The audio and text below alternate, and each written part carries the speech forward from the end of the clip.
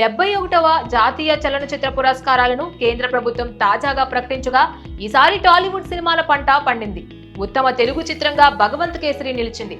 Tollywood నటసింహం Balakrishna lead రోల్లో నటించిన ఆ సినిమాను సక్సెస్ఫుల్ డైరెక్టర్ అనిల్ రావుపూడి తెరకెక్కించారు. శ్రీలీల, కాజల్ అగర్వాల్, అర్జున్ రాంపాల్ సహా పలువురు కీలక పాత్రలు పోషించారు.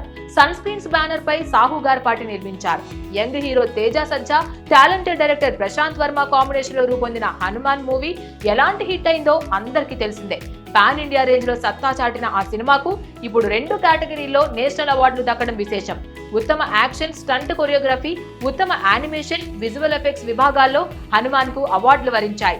ఆ తర్వాత ఉత్తమ గేయ రచయితగా టాలీవుడ్ లిరిక్ రైటర్ కాసర్ల శ్యామ్ కు జాతీయ చలనచిత్ర అవార్డు దక్కింది.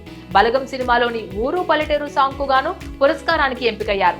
వేణు ఏల్దండి దర్శకత్వం వహించిన బలగం మూవీలోని ఆ పాట అందరి హృదయాలను తాకింది. మరోవైపు బేబీ మూవీ అప్పట్లో చిన్న సినిమాగా విడుదలై భారీ విజయం సాధించింది. గతంలో పలు అవార్డులు కూడా అందుకుంది. ఇప్పుడు జాతీయ పురస్కారాల్లో 2 అవార్డులు దక్కాయి. ఉత్తమ స్క్రీన్ ప్లేకి గాను దర్శకుడు సాయి రాజేష్ ను జాతీయ అవార్డు వరించింది. ప్రేమిస్తున్న సాంగ్ కు గాను PVNS రోహిత్ కూడా బెస్ట్ సింగర్ గా అవార్డు సాధించారు. టాలీవుడ్ స్టార్ డైరెక్టర్ అయిన సుకుమార్ కుమార్తెకు ఉత్తమ బాలనటిగా అవార్డు వరించింది. గాంధీ తాత చెట్లో యాక్టింగ్ కు గాను సుకృతి వేణి అవార్డును సాధించింది.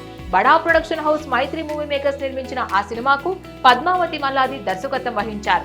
తన నటనతో ఆకట్టుకున్న సుకృతి అవార్డుకి ఎంపికయ్యారు. Please subscribe to the channel and download the Politicos app from the links in the description.